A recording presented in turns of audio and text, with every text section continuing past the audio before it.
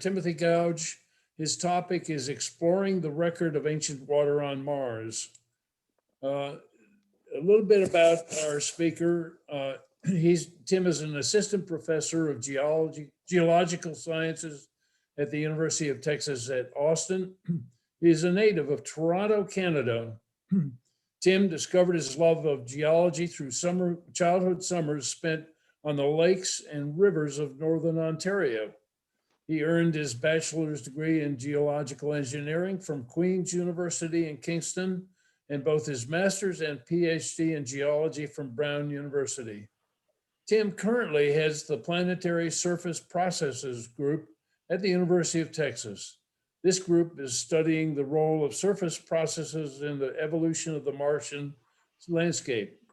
The group's research focuses on the use of remote sensing data to study the signature of surface processes recorded in the topography, mineralogy, and sedimentary rock record of Mars, Earth, and other planetary bodies. Today, Tim will discuss the evidence for ancient water on Mars, including the lake and river systems of the Jezero crater, the landing site of the current Mars rover mission. Please join me in welcoming Professor Tim Gouge. Great. Well, thanks so much for inviting me all. And yeah, I'm excited to talk to you today about just sort of some general thoughts about exploring the record of ancient water on Mars.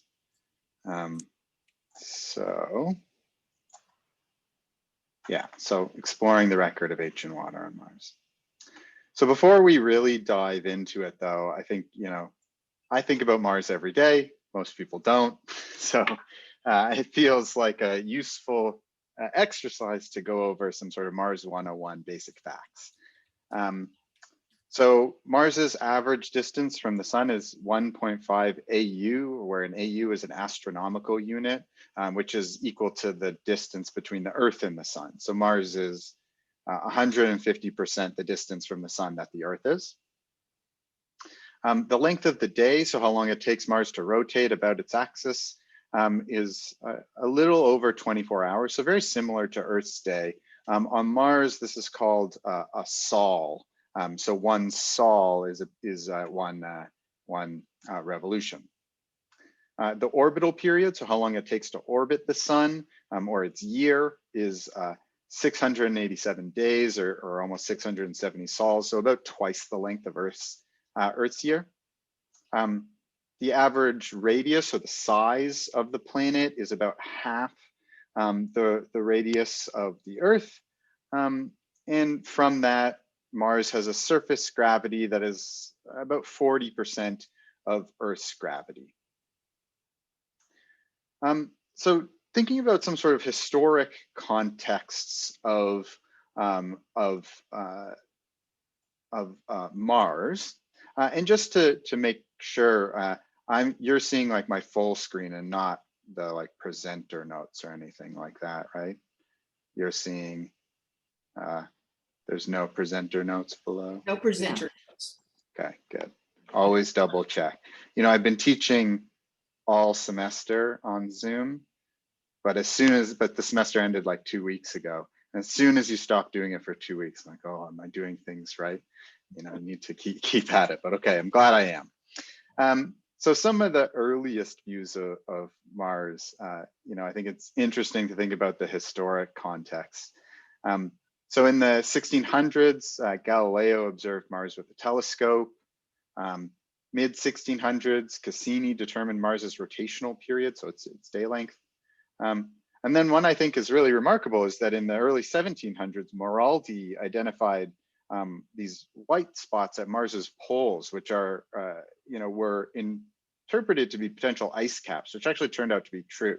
That's one of the ones that is, a discovery that's over 300 years old that holds today. I think it's really neat. And in the late 1800s, Giovanni Schiaparelli mapped the surface of Mars using telescopic data. and he mapped out all these linear features here, which he referred to as canali. He was just using this to mean the sort of Italian word for lineation or depression. He thought that he was mapping these out just as sort of lines across the surface of Mars. But canali, sounds like the word canals. And so this idea that there were canals on Mars was really picked up by Percival Lowell, who is an American astronomer.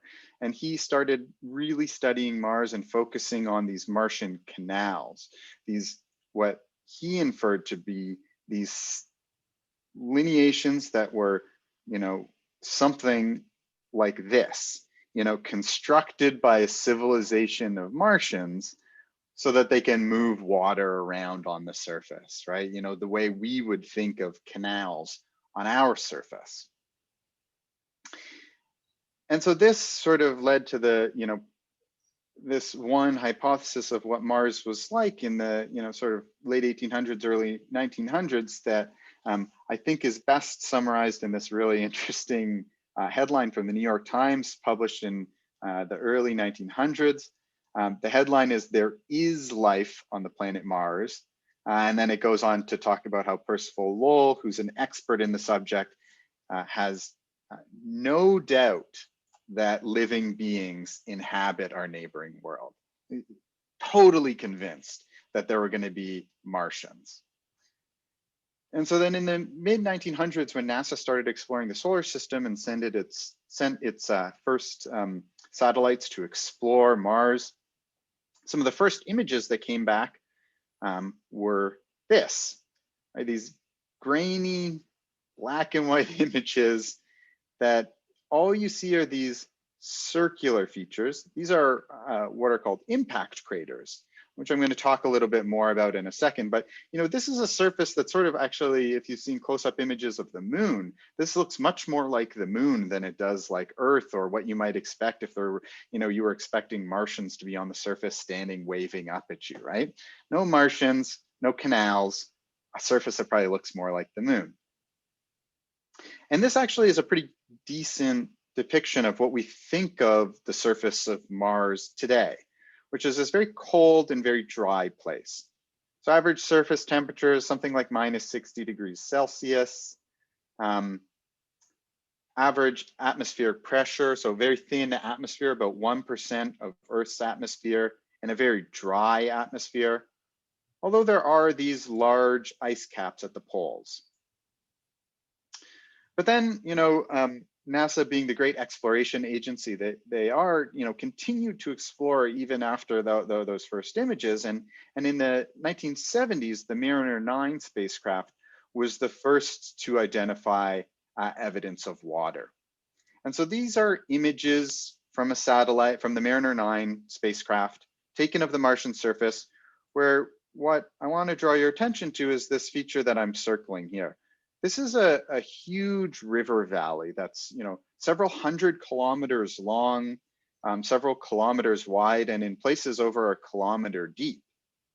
And so when we think about the scale of this type of feature, which we see in numerous places across the Martian surface, we should be thinking about things like this. This is the Colorado River, right? Not our Colorado River that we love in Central Texas, but the other Colorado River that's carving the Grand Canyon. And so this, larger scale of feature, this whole Grand Canyon, this is the scale of feature that we should really be thinking about. So this river was sitting within this canyon, but carving this much wider canyon on the surface. And so since then, since the 1970s, there's been, significant amounts of exploration that has revealed a huge amount of evidence for liquid water on early Mars. And so when I say early Mars, I mean the ancient surface of Mars. So we're thinking 3.5 billion years ago. So very, very early in the solar system's history. We think there was abundant river valleys, lakes, and what I'm going to talk about are some water-bearing minerals. And so first, it's a reasonable question to ask, how do we actually understand what the ages of different planets are, or the ages of different planetary surfaces?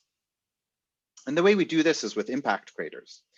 And so meteorite impacts are happening all the time throughout solar system history. This animation here that we'll replay is actually an experiment from a NASA facility outside of San Francisco, where there's a large cannon essentially that fires a projectile at the surface and causes an impact to form. The most famous impact is the one that killed the dinosaurs. But most of what we see on the surface of different planetary bodies is things that look like this, where we see lots of different impacts across the surface. And we know these things are happening steadily over time. And so what we can say is if we compare two different surfaces, so these are satellite images from two different places on Mars. If we look at one place, so this place on the left, and there's lots of different craters. So there's a whole bunch of different craters I can circle here, right? A whole bunch of craters. On the right, we have some. There are a couple I can pick out, but far fewer. And so what we can infer from this is that the surface that has been sitting there for longer, so is older, has been hit by more impacts. So the more craters on a surface, the older it is. And so that gives us a way to actually get at relative ages.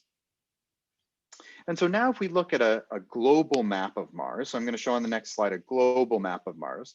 And this is a global map of the topography or the elevation of Mars. So high elevations are in red and white colors, like over here. Low elevations are in blues, so in the north here. And generally what you can see is that the southern part of the planet has far more craters than the northern part of the planet. And this tells us that the northern part is young, the southern part is old. And so this is sort of the area we think of as recording the earliest parts of Mars's history. And we're going to get back to this difference between the south and the north in a little bit. But if you take all this evidence and sort of put it into a generalized schematic of what water activity looked like on Mars, we have a plot here where time is on the bottom axis, going from here on the right. This is the present day, going back to 4.5 billion years when we think the planets first formed, so the earliest dates in our solar system.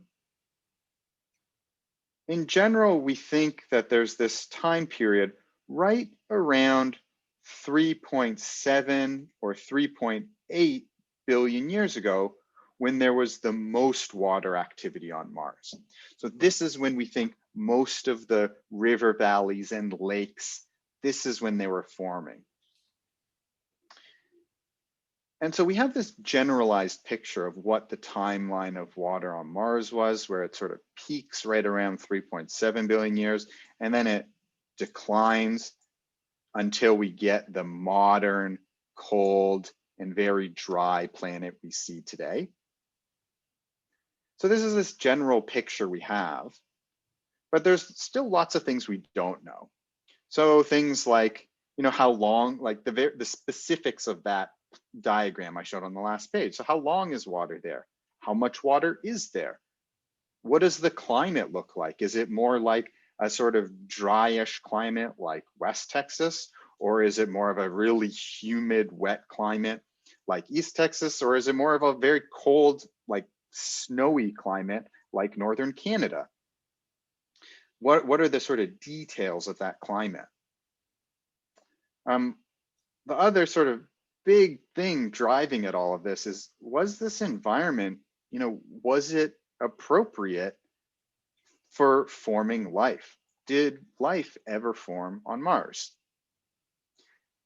And so planetary geologists such as myself look for answers to these questions by looking at rocks. Rocks are a favorite thing because they tell us what planets used to be like. And so I'm going to talk today about sort of two different aspects of the rocks that we study. One we'll generally call the morphology. And this is sort of like the physical aspects of the rocks in the Martian surface. So the shapes of different things. So like the fact, you know, how large are those river valleys? How long are they? What are their characteristics? You know, how deep are they? Things related to the topography of the surface. And we also have ways to study what we call the mineralogy. This is sort of like the compositional or chemical aspect of what the surface is. So what are the rocks actually made of? Like what materials or what is the chemistry of those rocks? And what does that tell us about, you know, the past environments through Mars's history? And so I'm going to walk through just some of the lines of evidence that we see for water on the planet using both of these parts of the rock record. So we'll start with morphology. So the sort of physical characteristics. And you know, the first key one is that we see these really big river valleys, and we see systems of river valleys. So here's one large river, and then there's lots of other rivers that feed into it. So all of these rivers would have been transporting water across the Martian surface. Again, when we think about the rivers, we should be thinking about, you know, the overall thing that we see. This is most representative, again, of like the Grand Canyon. So the full scale of the whole Grand Canyon, where somewhere within this valley, there would have been set an actual river moving water. So these features get carved over significant periods of time, probably tens of thousands or hundreds of thousands, or in the case of the Grand Canyon, millions of years. And over time, they grow to be these really large features that we can see on the surface today. One of the other really interesting things we see is that Mars river valleys are what we call dendritic, which means they're like branching. So they branch out like a tree. So this is an example in the bottom left of a bunch of river valleys mapped on Mars. And you can see this sort of tree-like structure. All of the branches are sort of moving up to the top left of this image. And this is a similar example from the Tibetan Plateau on Earth on the right, where we see again this sort of branching system of valleys all converging together. And generally what this tells us is that whatever the water is that's flowing in these valleys, it's coming from across the whole landscape. And so the main ways we think to do this are by rainfall in large storms, right? Over the past couple of days in Central Texas, we've been used to those large rainstorms, right? And that rain falls and it collects into individual river valleys. Or it can also be snowmelt, right? This is something more common from where I grew up, where there's snow that falls in the winter, and then as things warm up in the spring, the snow melts and gives water to the rivers in the surrounding environment. We also see that lots of these rivers flow into what we think of as basins or topographic lows, so basically holes on the landscape. And so again, we have topography here, and what you see in the sort of center of this image in this deep purple color, this is a very low spot on the landscape. But what we see is that there are river valleys that flow down into it, and also a river valley that flows out of it. And so when these river valleys were active with flowing water, there would have also been water within the basin here. So the basin itself would have held a very large lake. In this case, we can see this lake would have been a couple hundred kilometers across. So, you know, a massive lake on the surface of Mars. We also see things like lakes connected in long chains, where one lake. So like here, this is Mars on the left. One lake feeds water into lakes downstream. And so all these blue outlines are lakes. And so there's water flowing from one lake into another and then down into another. And these pathways occur over several hundred kilometers in length. So something we might think about, or at least I might think about, I grew up right here in Toronto, is you might think about water flowing through the North American Great Lakes all the way down and then out through the St. Lawrence Seaway into the Atlantic Ocean.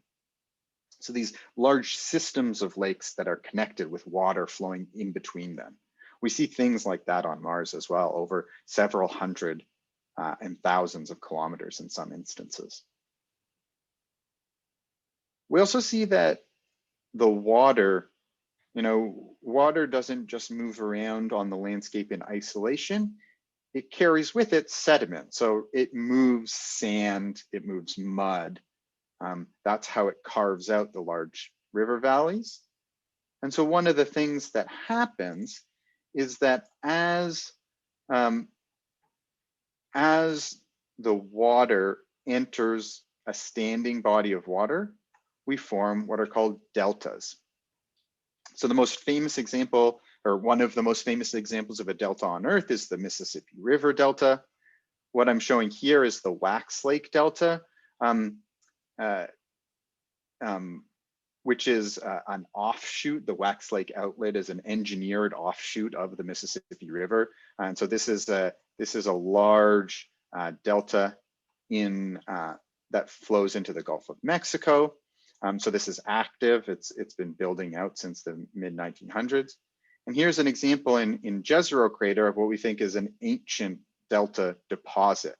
So if you left this sand from the Wax Lake Delta for 3 billion years and came back and allowed it time to turn from sand, from sediment into sedimentary rock, you might see it convert from the thing on the left to what we see on the right. And I'll get back to talking about Jezero at the end of the talk. I saw just a quick note in the chat about the past temperature of Mars, and I'm going to get to that, I promise. That's like the exciting bit at the end of the talk about what the past climate was like. So we see all sorts of evidence of sedimentary rock. So all sorts of evidence that sediment and sand and mud was moving around on the Martian landscape from both water and other things as well. So we see large wind-blown sand dunes. And they leave behind these gorgeous layered rocks. And so all of these rocks, I'm tracing out these layers here. I think the one in the bottom right is one of my favorite. Just beautiful layering within these rocks, each recording a different time in Mars history. So moving back to the sort of global topography of Mars, right? At least when I first look at this map, right, the first thing I see is this massive difference between the sort of northern hemisphere and the southern hemisphere, right? The sort of thing I'm tracing out here, which is referred to as the global dichotomy, where the northern hemisphere is very low and the southern hemisphere is very high. And so one of the things that's being proposed for this, right, if we think about an analogous environment or topographic situation on Earth, right, the thing that I would come up with is the ocean basins, right? If you drained all of the water out of the ocean basins, you'd see something very similar to this, where the continents would be this high terrain in the south, and the ocean basins would be the low terrain in the north. And so if we look, what I'm going to show on the next slide is an image where we're looking at a map sort of down onto the North Pole of Mars. So we're going to be looking at the same type of elevation, but down onto the North Pole. So this is what we see. So now we're looking, this is the North Pole right here. This is actually a polar ice cap. So people have proposed the idea that this dichotomy between the low northern hemisphere and the high southern hemisphere, which is now off of this map, people have proposed the idea that this northern hemisphere low might have originally contained an ocean, which sort of has an artist's rendition of on the right, what Mars might have looked like with a sort of global northern ocean. And this is one very thought-provoking idea that is certainly out there, although there's lots of arguments both for and against it. So this is a very hotly debated question. So that's sort of like the whirlwind tour of like some of the evidence we see, some of the morphologic evidence that we see for water on Mars. I'm going to talk very briefly about some of the mineralogy or the compositional information before we get into thinking a little bit about the climate and what the current Mars 2020 Perseverance rover is doing. What happened to the water? Also, I promise, coming up. It's great to have like these questions, where I'm like, yes, I'm going to get to that, because it means I'm like setting up the story, right? So thank you for these questions. So when we think about mineralogy, most of what we think of as like the original crust of Mars is probably things that we would call primary rocks. So rocks that sort of are associated with volcanoes or volcanic type rocks. When those type of rocks are sitting in the presence of water, we can add water to minerals. The water can dissolve some of that rock and reprecipitate out other things. So like salts, like we see here. And this is how we form large salt deposits. This is why our ocean is salty, because the water that rains on the continents dissolves small bits of the chemical components of the rocks and then transports it out to the ocean. So if we look at the composition and how the composition changes and what compositions tell us about water interacting with these primary rocks, we can also understand a little bit about what water has done on the surface. And this is a map that shows the details of where water altered minerals are present. And the different colors don't really matter for our purposes here. The main thing I want to point out is that, again, this is sort of a global map of Mars. Here's the dichotomy boundary here. In the southern highlands of Mars, so that old terrain of Mars, there is an abundance of different types of water altered minerals. So water was not just physically shaping the landscape, it was altering the composition and chemistry of the landscape as well. And when we think about how this water was interacting, we probably need to think about water interacting with materials in lots of different environments.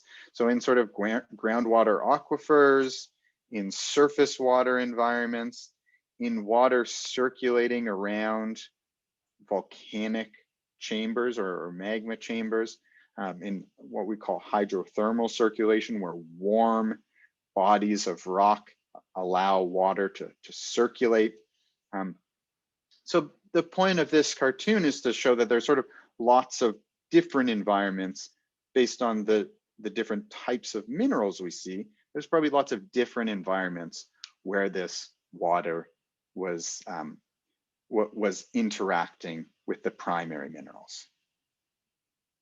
Okay, so the evidence is one thing, right? But now we get to like the interesting things, which are the questions that have been posed, right? Those are great questions. Those are research questions that are active. So I'm going to give you some thoughts on them, but they are by no means answered, the questions that are in the chat. Okay, so the question is where did the water go, right? Where did it come from? Where did it go?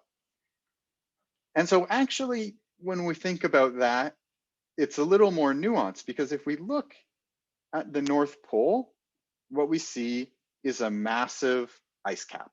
So this is an image of the modern North Pole of Mars. All of this white stuff here pretty much is water ice. So there is a huge amount of water actually on Mars. This water, if you melted it, would fill up the Mediterranean Sea. So, it's not an ocean's worth of water, but it is still a huge amount of water when we think that Mars has about a quarter of the surface area of Earth. So there's a lot of water on the surface. We also know that Mars has been losing water from its atmosphere over time. We also know that water gets incorporated into those minerals I was just talking about. So there's actually a lot of water that has been around. The problem really becomes, well, this water is ice. We want it to be liquid water. So the question is, where did the liquid water come from and go? How did we get this water that is now water ice? How did we get it in liquid form? And this now gets to the first question that was posed in the chat, which is, what about the climate, right? We need to know something about the early Mars climate. And there's some complicating factors that we need to think about. One of which is we have this problem called the faint young sun, where this is a plot on this vertical axis. This is how much sort of total energy our sun is putting out relative to today. So here we are at today. And this is time before present. And if you go back to when we think all of the water was active on Mars, the sun was putting out a lot less energy. So it would have been harder in the first place to warm up Mars. So we have to invoke some sort of different atmosphere, a thicker atmosphere that would have allowed for greenhouse warming of the surface. And so there's two sort of now paradigms for what the early Mars climate might have looked like. The first is that Mars was persistently warm, where we had rainfall, feeding water off the surface and lakes, and then water flowing down into other lakes. So a hydrologic system that looks very much like Earth. The alternative is that Mars was only episodically warm, where we had lots of ice on the surface, but there were some sort of events early in Mars's history, maybe, excess volcanism that delivers greenhouse gases to the atmosphere that can warm the surface, or maybe impacts that can give energy to the surface and cause this ice to melt episodically.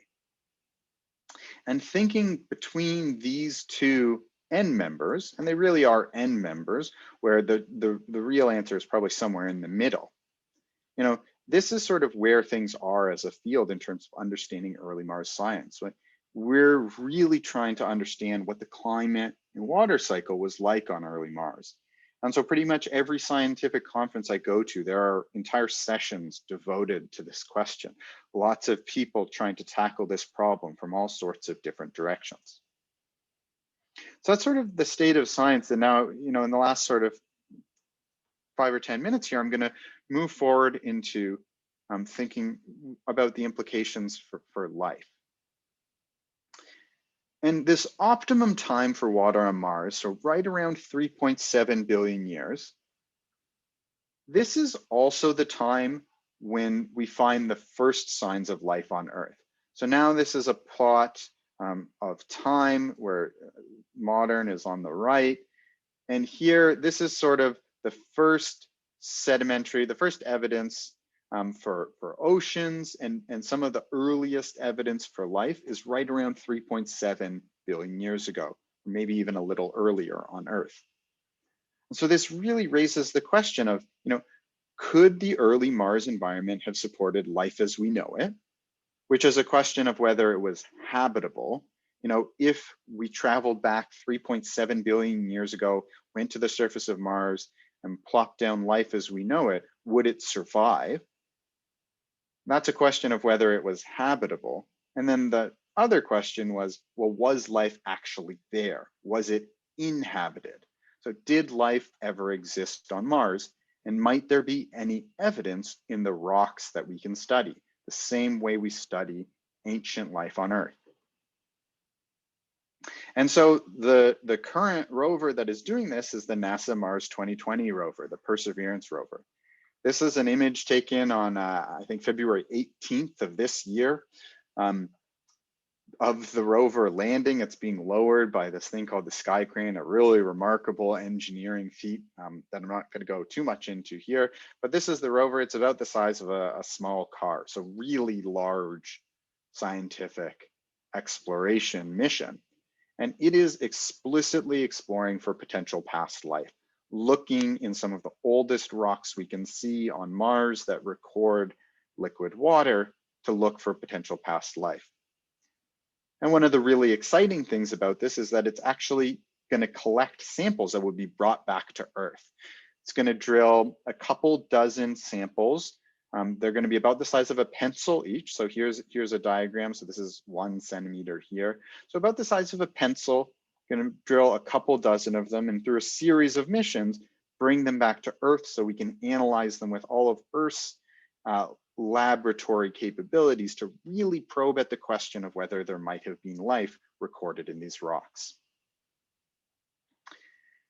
And so Mars 2020 is landed at Jezero Crater, which is one of these lakes. So it has 2 river valleys that flow into it, a river valley that flowed out of it. The lake was probably about the size of Lake Tahoe or Lake Winnipeg.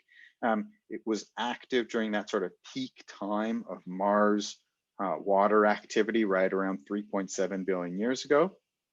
And the sort of main, or one of the main features of attraction was this feature we see right at the mouth of this inlet to the west here, which is this outcrop of rock that we think is a delta, which is, like I said, what happens when sediment and water, flowing sediment and water, enter a standing body, so enter a lake.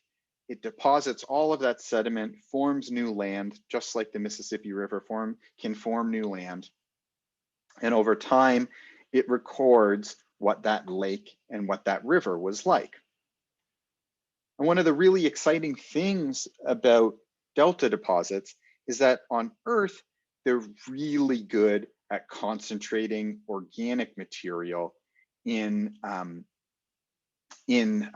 specific layers. So this is the Mississippi River Delta.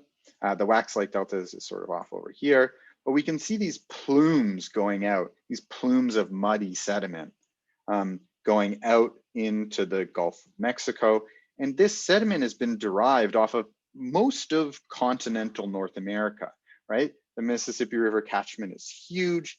It collects all of that sediment into the Gulf of Mexico and concentrates organic matter into very specific layers. One of the other things we know is that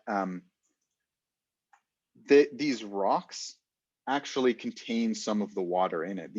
This delta contains water-altered rocks. And so this delta records both the physical and chemical record of water on ancient Mars. So there's a huge suite of instruments that Mars 2020 has, and it is going to analyze some of the composition of these materials. So it is going to drive right up and look at these rocks and look at the water stored in these rocks to try and understand what the environment was like and whether there might be signs of life. And so to end, I'm just going to show what I think is a really neat comparison of, on the next slide, I'm going to show a 3D sort of view of what it would look like if you were standing here on the surface of Mars, looking back at some of these layers.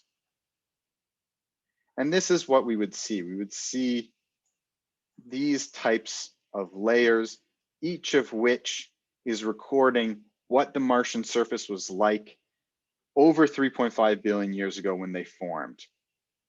And Mars 2020, the Perseverance rover, is going to be interrogating these layers in detail. So the mission landed in February, and for people that have been following news about this, there's a lot of the first part of the mission is often devoted to making sure that the spacecraft is healthy and all the instruments are working right. They also had a very exciting thing where they had a little helicopter that they did as a test flight, looking at the surface. So they've been doing a lot of that, but some of the first images that have come back show not these exact layers, but similar layers in much more detail. And so this is what the rocks actually look like from the ground. So this is an image taken by the Mars 2020 rover.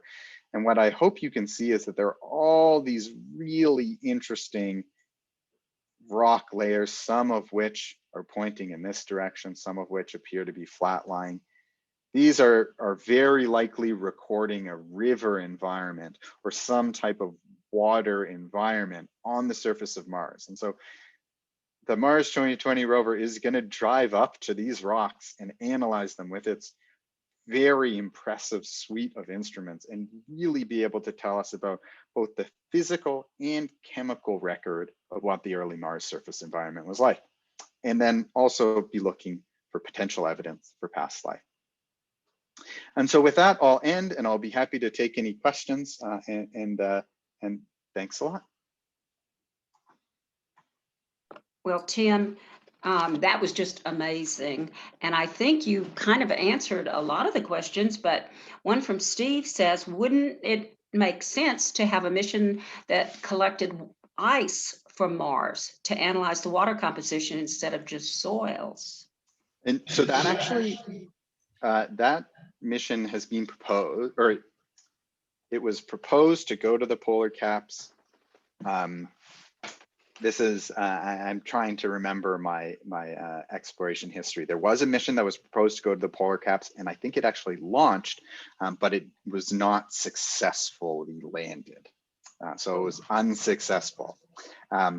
Space exploration is very hard, and so these things happen. So yes, that has been something that has been proposed. Since then, there's been a push towards what's called considering planetary protection, which is, it is challenging to go to places that might have liquid water. So even though it's water ice at the poles, at certain times of day in the summer, it might melt to give little bits of water. And there's lots of things people are worried about, but one of the ones that I think is really important to consider is that, when we send spacecraft to other planets, we do our best to try and make sure they're absolutely clean and don't have any types of organisms from Earth on them. We can only do so good a job. And so one of the concerns is that if we were to do that, send a mission to where there might be liquid water, and there were some types of microbes that hitched a ride on the spacecraft and survived and were able to thrive in this new Martian environment, then you get to this very challenging thing where now, say you do find evidence of life, how can you be convinced? You get into a slippery slope of, are you convinced that that's life that was there to start with, or is it life that you brought that was able to thrive in that environment? So there was a long story short, there was a mission to try and go and explore that. It's since sort of come off the table a little bit for planetary protection constraints. So there hasn't been one proposed since. I see. Well, this has just been fascinating. If anybody else has a question, please go ahead and write it. I see a question. Oh, sorry. I see a question also from Betty about whether I would be a candidate for a mission to Mars. Just curious. No. Everything I like and everybody I love is on Earth. And so yeah, I like it. I got that. Mars is super interesting. from there afar. Are lots of, from far. And there are lots of people who that is something that really appeals to them, and that type of exploration. Me, not so much. I'm scared of lots of stuff, and space travel is definitely up there with Well, Steve had a question. Is water on Mars a fact or theoretical? I would say the observation of water on Mars, there's a huge amount of evidence. It would be very hard to discount all of the geologic evidence we see without invoking liquid water. And when we think about water at the polar caps, that's even more, there's even more evidence of water ice. And some of the landers have actually seen water ice just below the surface. So the idea of it being water is very, very firmly entrenched in the scientific community for lots of really good observational reasons. Gotcha. Well, this has been fascinating, and I know we all want to thank you for being willing to come to us, Yeah, and of course. it was just absolutely wonderful. So thank you again, Tim. We really, really appreciate it. Of course. Thanks, y'all. If you have any questions afterwards, please feel free to email me, and yeah, take care. Okay. Thank you Okay. very Take care. much. It was great. Thank you. Thank you. Our next Nature Club Zoom meeting